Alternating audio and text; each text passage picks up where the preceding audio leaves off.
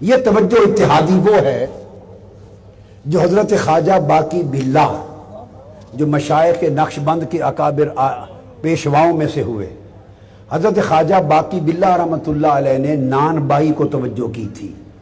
وہ توجہ اتحادی تھی۔ نان بائی تھا آپ کا باورچی روٹیاں پکاتا، سالن پکاتا تھا۔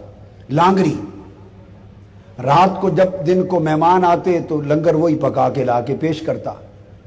ایک رات دیر سے آپ کے کوئی بڑے عزیز القدر مہمان آئے، اللہ والوں کے ایسے ہوتے ہیں خادم۔ مولانا روم کا بھی ایک لانگری تھا۔ میں اس کے مزار پر گیا، کونیا شہر کے بالکل باخر جنگل شروع ہوتا ہے وہاں پر، اس کو حضرت شیخ آتش باز کہتے ہیں، آتش باز۔ تو جب مہمان آتے تو وہ کھانا پکا کے پیش کرتا۔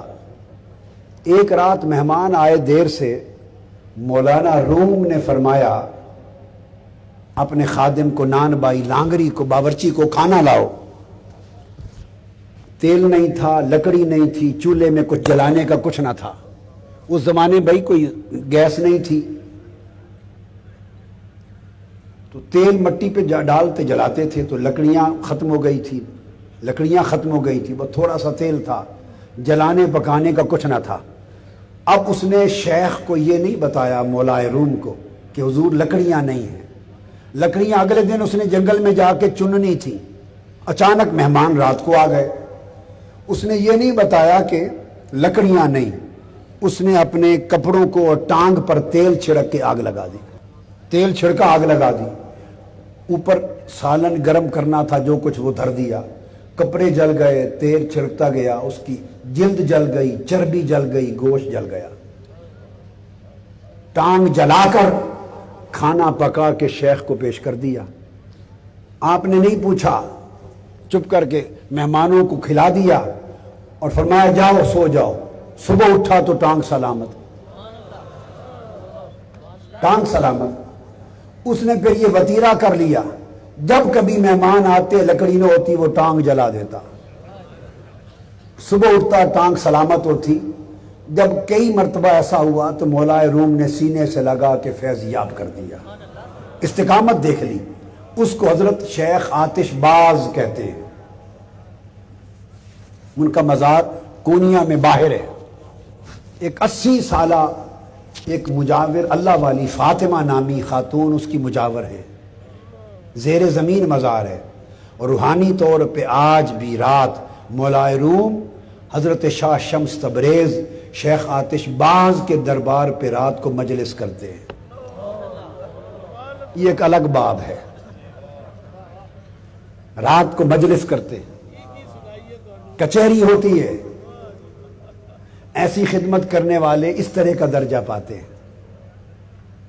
تو یہ نان بائی لانگری حضرت خواجہ باقی باللہ رحمۃ اللہ علیہ کا، رات کو مہمان آ گئے، نان بائی اس لانگری نے خدمت کی، کھانا پیش کیا، حضرت خواجہ باقی باللہ رحمۃ اللہ علیہ خوش ہو گئے۔ جب خوش ہوئے تو آپ نے خوش ہو کے فرمایا اس باورچی کو بتاؤ کیا مانگتے ہو۔ سادہ آدمی تھا، اس نے کہہ دیا حضور اپنے جیسا بنا دے۔ سمجھ نہیں تھی ایسا کہنا ہے یا نہیں کہنا۔ آپ نے اسے چونکہ زبان کر لی تھی، توجہ اتحادی کی، توجہ اتحادی کی۔ اس کے باطن کو اپنے باطن سے رنگ دیا، اس کے ظاہر کو اپنے ظاہر سے رنگ دیا۔ جب باطن اور ظاہر دونوں رنگے جائیں تو ظاہر کی شکل بھی بدل جاتی ہے، اور شکل ایسی ہو جاتی ہے جیسے شیخ کی، اور دیکھنے والے کو یہ بھی پتہ نہیں چلتا کہ مرید کون ہے، شیخ کون ہے۔ یعنی ظاہر بھی اتنا بدل جاتا ہے، باطن تو بدلتا ہی ہے۔ تو نان بائی جب باہر نکلا توجہ اتحادی کے بعد تو پتہ نہیں چلتا تھا صبح کہ حضرت خواجہ باقی باللہ کون ہے اور باورچی کون ہے۔ شکل بھی بدل کے خواجہ باقی باللہ والی بن گئی تھی، رنگ روپ شکل سارا کچھ وہ بن گیا تھا۔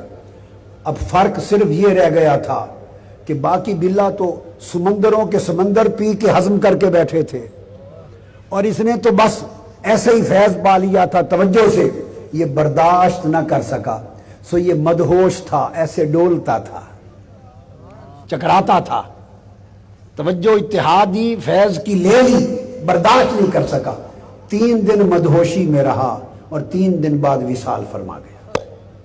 اب اس کی قبر بھی حضرت خواجہ باقی باللہ کے ساتھ ہے، میں حاضر ہوا وہاں، حضرت خواجہ باقی باللہ بھی اور حضرت نان بائی بھی زیارت کی۔